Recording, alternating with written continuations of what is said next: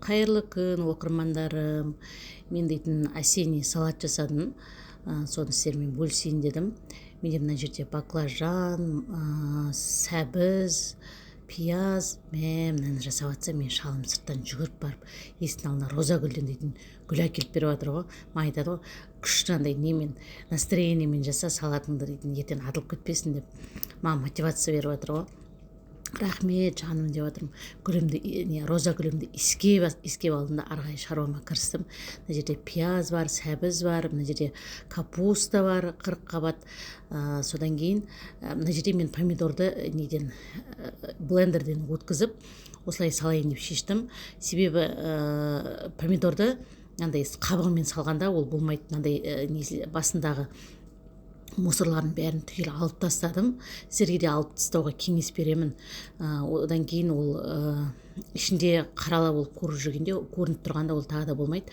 Одан кейін қазаныма осылай майымды әбден қыздырып алып, пиязымды салдым. Пиязымды да мен андай барлығын бөлек-бөлек қуырып алмаймын. Кейбір адамдар солай бөлек-бөлек бәрін қуырып алып, содан кейін барып араластырады. Мен осылай үстіне бірден саламын. Астына пияз салдым. Одан кейін сәбізімді осылай ұзынша корейский теркадан осылай өткізіп алдым да. Одан кейін барып сәбізімді салдым.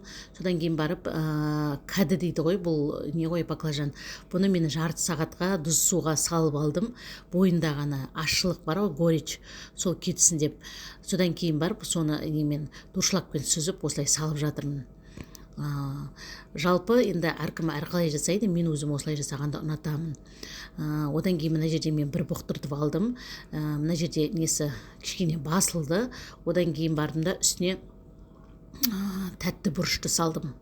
Тәтті бұрыштың менде әртүрлі түсінен болмады, тек осындай жасыл түсін таптым. Одан кейін чесногымды салдым бетіне. Ең үстінен барып салдым, капустаны салдым. Чеснок, мына жерде мен бір полный чеснокты полный салдым. Кішілеу чеснок болды, менде қатты үлкен болған жоқ. Үстінен бастырып осылай салып жатырмын. Қазір бұл өзі отырады. Содан кейін барлығын осы қазанда жасайтын боламын. Оны әрбір қазанды бүлдіріп, әрбір кастрольді бүлдірмеймін. Осылай бәрін бір қазанда жасап шығамын.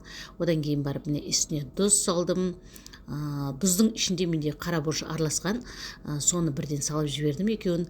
Одан кейін барып жаңағы бетінен тартқан ең соңынан осылай помидорымды қойып шықтым. Помидор менде блендермен өткен. Сырты ыссыз суға, қайнаған суға сыртының қабығы алынған помидордың. Одан кейін осылай бәрін құйып шықтым. Түгелде осылай айналдырып.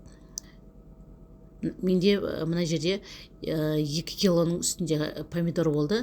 Одан кейін міндетті түрде осылай алманың сірке суын құямыз.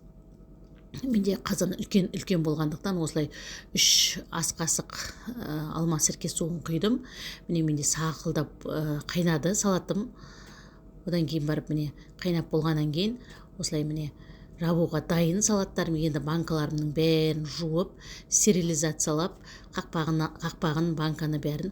Одан кейін барып осылай салаттарымды жауып тастайтын боламын. Түсі дейтін әдемі, иісі дейтін бұрқырап тұр. Түсі де, өңі де керемет әдемі рең беріп тұр. Сіздерге де осылай жасап жеуге кеңес беремін.